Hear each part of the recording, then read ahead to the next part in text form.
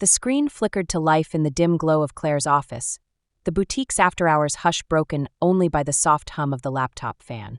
It was a video she'd stumbled upon while scrolling through her business network's feed late one evening. A grainy clip from a corporate retreat 2 years back, time-stamped just before everything imploded. Mark, in his ill-fitting polo, stood awkwardly at a podium, microphone in hand, droning on about team synergy to a room of half-attentive colleagues. But it wasn't his words that hooked her. It was the freeze frame at 1:47, where his eyes darted sideways, locking onto Melissa in the front row. The laugh she forced, too bright, too rehearsed, hit Claire like a delayed echo of betrayal. She paused the video, her finger hovering over the play button. Why had this resurfaced now? Some algorithm's cruel joke, or perhaps a sign from the universe, reminding her that loose ends had a way of fraying. At 41, Claire Harrison no longer wasted nights on what-ifs. Her empire, for boutiques now, with online sales pushing 7 figures, demanded focus. Yet here she was, 2 years after the divorce, replaying ghosts. With a decisive click, she closed the tab and turned to the stack of investor proposals on her desk. Expansion loomed. A flagship store in New York, luxury collaborations that could catapult her brand into the stratosphere. But funding, that was the velvet rope she needed to cross. The next morning, as sunlight slanted through the atelier windows of her flagship boutique, Claire's assistant buzzed her intercom. "Ms. Harrison, there's a Mr. Elias Grant in the lobby. Says he's an investor from Vanguard Capital." Unscheduled but insistent. Claire arched an eyebrow, adjusting the silk scarf at her neck, a prototype from her upcoming line. Vanguard? She'd heard whispers. Old money firm with a nose for retail disruptors. Send him up, Lena, and pull his file if we have one. Elias Grant was not what she expected. Tall mid-40s with salt and pepper hair cropped sharp and a suit that whispered Seville Row, he entered like he owned the space, confident but not cocky. His handshake was firm, eyes crinkling with a warmth that disarmed. "Claire Harrison, I've followed your ascent. From that little shop to this, impressive doesn't cover it." She gestured to the leather armchairs by the window, overlooking the bustling street below. "Flattery's a fine opener, Mr. Grant, but I'm guessing you have numbers to back it. Elias, please." He slid a sleek folder across the glass table, embossed with Vanguard's crest. Inside, projections, market analyses, a term sheet offering $5 million for 15% equity. Generous? Too generous? Your separation of assets during the personal upheavals? Masterstroke. It insulated your growth. Most women in your position would have crumbled. Claire's smile didn't waver, but her pulse ticked up. How did he know about the divorce? Public record, sure, but the phrasing felt intimate. Gossip travels in business circles. "What makes you think I'm looking to partner now?" He leaned back, steepling his fingers. "Instinct. And intel. Your coastal pop-up's killing it, sold out in 48 hours. But scaling to New York? You'll need bridges. I build them." By the end of the hour, Claire had grilled him. Exit strategies, board seats, none for him, clawback clauses, ironclad in her favor. Elias answered with the precision of a surgeon, his gaze lingering just a beat too long on her when she laughed at his dry wit about boardroom egos. As he rose to leave, he paused at the door. "One more thing. I knew your ex-husband, Mark Harrison. Worked with him at Technova before the merger. Small world." The air thickened. Claire's mind flashed to that video, the podium, the glance. Small indeed. And your take on him? Elias's jaw tightened, a shadow crossing his features. Overrated. Let's just say he burned bridges I had to rebuild. He handed her his card, embossed in gold. Think it over. Dinner Thursday? Neutral ground, strictly business. She watched him descend the spiral staircase, his reflection multiplying in the boutique's mirrored walls. An ally from Mark's past? Risky. But $5 million didn't walk in every day. And something in Elias's eyes, steel wrapped in silk, promised more than just capital. That night, alone in her grandmother's house, now renovated into a sunlit sanctuary of whites and golds, Claire pored over the term sheet. Her phone buzzed. A text from Melissa, now her star sales lead at the second location. Heard about the investor. Vet him hard. Men with history love callbacks. Drinks Friday? Claire smiled, typing back. Always do. You're on bartender duty. Sleep came fitful, dreams tangled with podium glances and shadowed boardrooms. By Thursday, she'd run Elias through her network. Clean record, stellar track at Vanguard, no red flags beyond a penchant for high-stakes retail bets. Dinner was at La Mer, a seaside spot where waves crashed like applause. Elias arrived with a bottle of 98 Chateau Margaux for the victory lap, he quipped. Over seared scallops and heirloom tomatoes, conversation flowed from supply chain woes to her scent line's rose resilience notes. You built this from instinct, he said, swirling his glass. Mark never had that. He chased trends, gym memberships, slang that didn't fit. I saw it early. He poached a client from me once, fudged the numbers to close. Cost me a promotion. Claire's fork paused midair. And you hold grudges? Debts, he corrected, his voice low. He owed people. Still does, I hear. The implication hung, Elias's collector. But when their eyes met, it wasn't vengeance she saw. It was admiration, edged with something warmer. Heat, perhaps. She steered back to logistics, pop-up synergies, e-commerce algorithms. By dessert, her sorbet, him untouched creme brulee. He'd sketched a roadmap to NYC on a napkin. Partners, he toasted clinking glasses. In vision, at least. The attraction simmered unspoken. Claire felt it in the brush of his hand as he passed the salt, the way his laugh deepened when she recounted Mark's haha text. But business first, always. She signed the term sheet digitally that night, Vanguard's wire hitting her account by dawn. Weeks blurred into a whirlwind. Elias embedded seamlessly.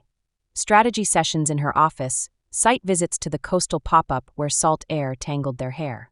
He was a natural, charming vendors, spotting merchandising gaps she'd overlooked. One afternoon, as they unpacked crates of emerald silk blouses, he caught her wrist mid-fold. You're relentless. It's intoxicating. She pulled back gently, heart thudding. Flirt later. Sell now. But later came that evening, post-closing, over takeout tie in the empty showroom. Rain pattered the skylights as confessions spilled. His divorce 5 years prior, childless and wiser. Her quiet rebuild, therapy sessions that turned scars to strengths.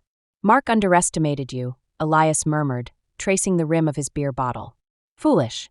Their first kiss was inevitable, slow, tasting of lemongrass and possibility, against the bolt of sapphire chiffon. Claire broke it first, breath ragged. This complicates things. Only if we let it. His thumb grazed her jaw. You're the boss. But secrets have a way of surfacing. A month in, during a late-night pitch for the NYC lease, Claire's phone lit with an unknown number. She ignored it until the voicemail pinged. Mark's voice, ragged as gravel. Claire, it's me. Look, I know I deserve silence, but someone's hounding me, demanding I pay back what I took from you. 200 grand, wired yesterday. Said it's for you. Who the hell is Elias Grant? Her blood iced. She replayed it, pulse roaring. Elias? Blackmail? The pieces slotted, his debts comment, the too generous terms. Claire confronted him the next morning, storming into Vanguard's glass eyrie overlooking the bay.